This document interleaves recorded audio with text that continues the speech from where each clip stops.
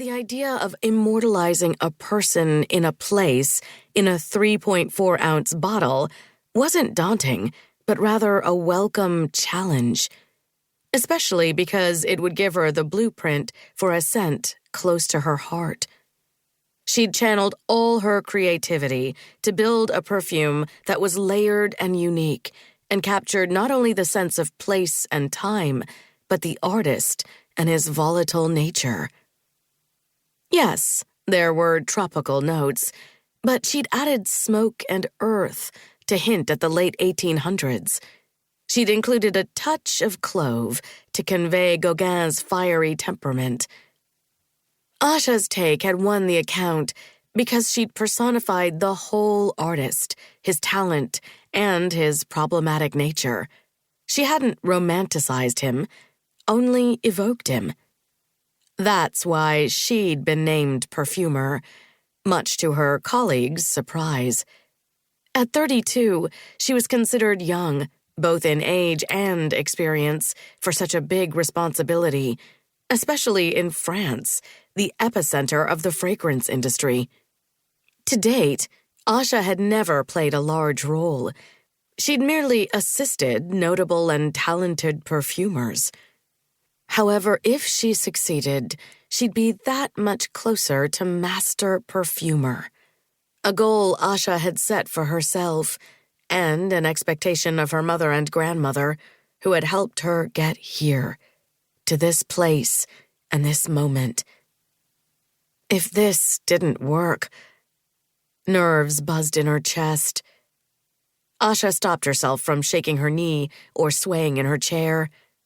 Instead, she subtly bit the inside of her cheek as Esme Moreau, the head of marketing for Guerlain, sniffed multiple fragrance strips.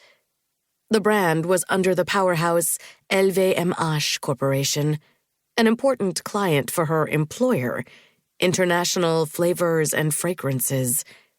Esme was known in the industry for having a nose that could instinctively sense whether a fragrance would be a hit or miss. There was no room for average at this level. And Esme gave nothing away as she moved from one vial to the next. Her two colleagues, who, as Asha knew from past interactions, would support Esme's decision without question, made notes in their leather-covered folio. Asha pressed her black stiletto-heeled pumps into the tiled floor to keep her legs steady. It would work. Scent had a memory component, and Asha had an encyclopedic knowledge of thousands of essences she'd used over the course of her career. Never in her life had she leaned into the label her grandmother, past professors, and colleagues had given her: a natural talent. Yet in this moment, she had to fervently believe that her gift and all she'd done to nurture it would see her through. No. Esme dropped the final scent strip.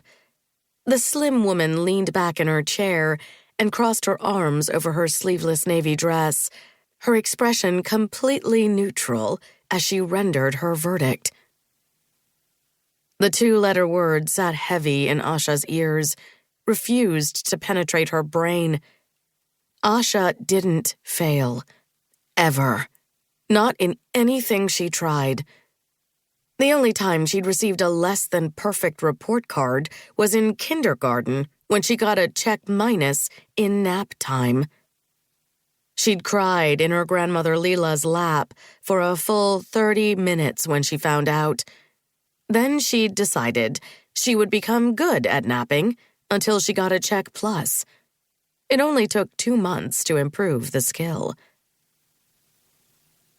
No. Esme had said no. And why not? The fragrance industry was not only competitive, but cutthroat. It had been difficult enough for Asha to get here. Her boss, Celeste Martin, who was an institution at IFF, believed Asha's winning pitch had been a fluke. She'd questioned Asha at every turn,